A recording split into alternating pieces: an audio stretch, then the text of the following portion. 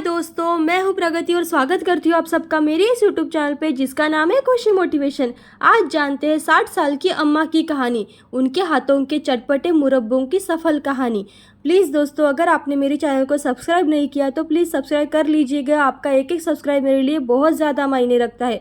मैं आपको अच्छे अच्छे लोगों की सफलतापूर्वक कहानियाँ बताती रहती हूँ। आपकी उम्र चाहे कुछ भी हो, बच्चे हो, बड़े हो या बूढ़े, हर उम्र में आप सफलता को पा सकते हैं। ऐसे ही आपके लिए अच्छी अच्छी कहानियाँ लाती रहती हूँ। प्लीज़ चैनल को सब्सक्राइब ज़रूर कर दीजिएगा। तो आज जानते हैं अम्मा की कहानी।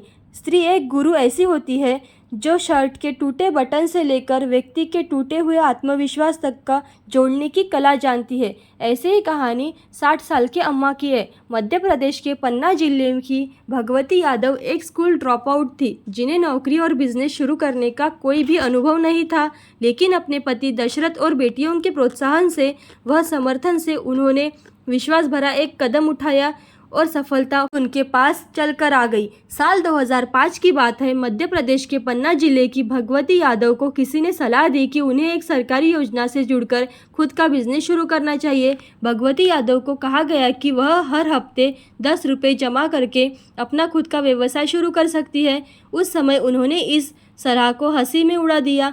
60 वर्षीय भगवती ने सोचा, एक व्यवसाय जिसके लिए भारी निवेश की ज़रूरत होती है वह इतने कम पैसों में कैसे हो सकता है। इसके अलावा उन्होंने उद्यम कौशल को बढ़ाने के लिए क्लास में भी भाग लेने के लिए कहा गया। हालांकि इस अवसर को उन्होंने हंसी में टालने की वजह थी कि Bhagwati Yadav school drop out थी, जो न कभी नौकरी की और जिन्हें ना कुछ अनुभव था। भगवती यादव ने कभी नौकरी नहीं की और न ही उन्हें कोई बिजनेस चलाने का कोई ज्ञान था। हालांकि आगे चलकर अपने पति दशरथ और अपनी 5 बेटियों के प्रोत्साहन और समर्थन के साथ धनाल चौकी की रहने वाली भगवती ने विश्वास भरा एक कदम उठाया और सफलता खुद उनके पास चलकर आ गई। भगवती की मेहनत का ही नतीजा है कि उनके छोटे से गांव को आज आंवला मुरब्बा के लिए हर कोई जानता है।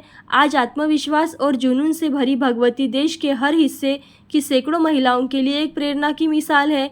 उन्हें देखकर लगता है कि यदि महिलाओं को तकनीकी मार्गदर्शन मिले और उनकी पहुंच वित्तीय सेवाओं तक हो तो कुछ भी असंभव नहीं है। तो जानते हैं दिहाड़ी मजबूती से बिजनेस तक का सफर। भगवती की नियति उनके समुदाय की अन्य लड़कियों की तरह ही थी। शादी करने की कानूनी उम्र में पहुंचते ही उनकी शादी करा दी गई। उस समय शैक्षणिक अवसरों की भी कमी थी। सीमित साधनों और गरीब परिवार के बावजूद भगवती की मां ने उन्हें काफ़ी सारी खाने की चीज़ें बनाना सिखा दिया था।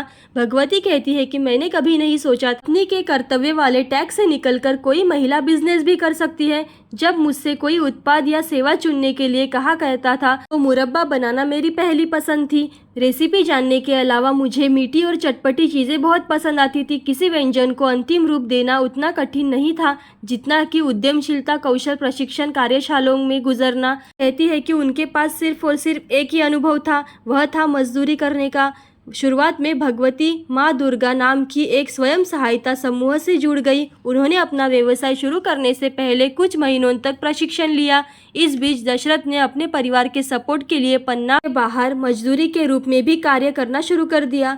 तो जानते हैं उनके बारे में और आगे। सारे संकोच छोड़कर आगे बढ़ गई अम्मा। भगवती ने सारे संकोच छोड़ दिए और पैकेजिंग, स्वच्छता, ग्राहकों व डीलर्स के साथ कैसे व्यवहार करें जैसी बिजनेस की बारीकियों को बड़ी कुशलता से समझा। भगवती को पहली बार किसी बैंक में जाने और उनसे नाम पर एक बचत खाता खोलने का मौका मिला। उन्होंने बताया कि सचमुच मुझे यह सोचकर बहुत अच्छा महसूस हो रहा था, अब मेरे पास अपनी सेविंग होगी।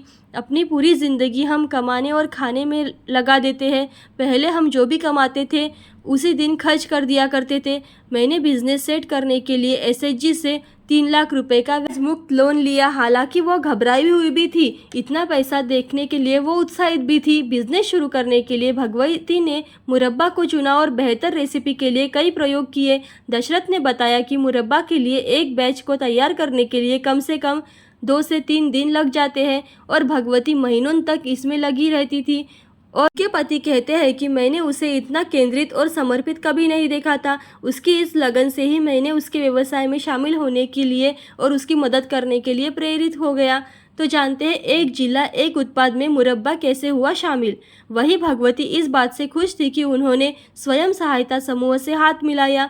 समूह में जुड़ जाने की वजह से उन्हें प्रोडक्ट में बिक्री में भी आसानी से मदद हो गई। समूह में भगवती जैसी ग्रामीण महिलाओं द्वारा तैयार खाद्य पदार्थों को बेचने के लिए पन्ना अजयगढ़ मार्ग पर एक स्टॉल लगाया। दरअसल कई घरेलू और अंतर्राष्ट्रीय पर्यटक पन्ना टाइगर्स रिजर्व में आने जाने और आराम करने या खाने पीने के लिए रास्ते में रुकते हैं। इसके अलावा पन्ना का आंवला और उसके वैल्यू एडेड प्रोडक्ट राज्य सरकार की एक जिला एक उत्पाद योजना के तहत शामिल है।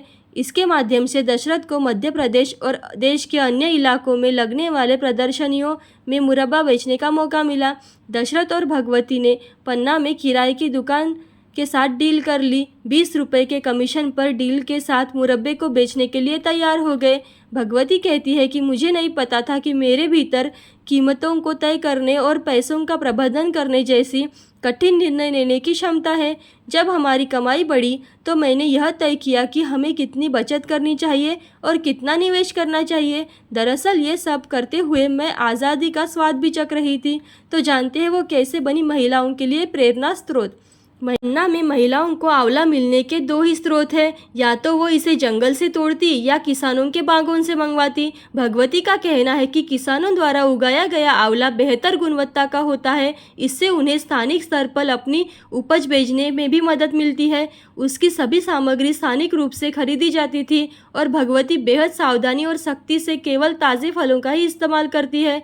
इसलिए वह केवल आंवले के मौसम में ही मुरब्बे बनाती का बिजनेस 2 गुना हो गया है और उन्होंने अपनी मांग को पूरा करने के मदद के लिए 10 महिलाओं को भी काम पर रखा। वह कहती है, पहले हम प्रति सीजन 10 क्विंटल मुरब्बे बेच रहे थे, जो अब बढ़कर 20 क्विंटल हो गए। ज़रूरत के हिसाब से हम और अधिक महिलाओं को नियुक्त करते ही रहते हैं। मुनाफा भी हर सीजन से बढ़कर 1 लाख रुपए हो गया था। भगवती के ऊपर अब बैंक का लोन भी नहीं था और साथ ही 3 बेटियों की शादी भी हो चुकी है। उन्होंने अन्य 2 बेटियों का एडमिशन स्कूल में कराया। अपने मुनाफे को उन्होंने कैंडी, जूस, अचार और अन्य वस्तुओं को बनाने में दोबारा इन्वेस्ट कर दिया। जानते हैं उनके बिजनेस की सबसे महत्वपूर्ण बात, कोरोना काल में भी, महामारी के दौरान भी उन्हें मुनाफा हुआ। भगवती की सफलता को देखकर गांव की अन्य महिलाओं को भी आत्मनिर्भर बनने की प्रेरणा मिली। दशरथ के अनुसार उन्होंने 25 गांवों की महिलाओं के साथ अपना अनुभव व सीख साझा किए। महामारी के दौरान जहां एक और देश भर में व्यवसायों का बंद हो रहा था और नुकसान हो रहा था, वहीं भगवती के मुरब्बों की मांग बढ़ती रही। इसके हेल्थ बेनिफिट्स के कारण तेजी से बढ़ते रहे। उन्होंने अकेले महामारी में करीब 15 क्विंटल मुरब्बे की बिक्री कर दी। भगवती कहती है कि आंवले में कई औषधीय गुण मौजूद होते हैं, जैसे रोग प्रतिरोधक क्षमता को बढ़ाना, ब्लड शुगर के स्तर को कम करना, गले को राहत देना और बालों और दिल के लिए भी अच्छा होता है। कुछ महीने पहले उन्होंने देश भर मुरब्बों की डिलीवरी भी शुरू कर दी। यह उनके लिए कारगर साबित हुआ। वह 1 किलो मुरब्बे के 150 रुपये लेती है। हमें उम्मीद है कि कहानी से यह प्रेरणा मिलेगी, क्योंकि भगवती ने न केवल अपने परिवार के लिए बल्कि अन्य लोगों के लिए भी नया रास्ता बनाया। ऐसी अच्छी कहानियाँ और मोटिवेशनल वीडियोस देखने के लिए खुशी मोटिवेशन को लाइक, शेयर, सब्सक्राइब ज़रूर करें। Thank you so much.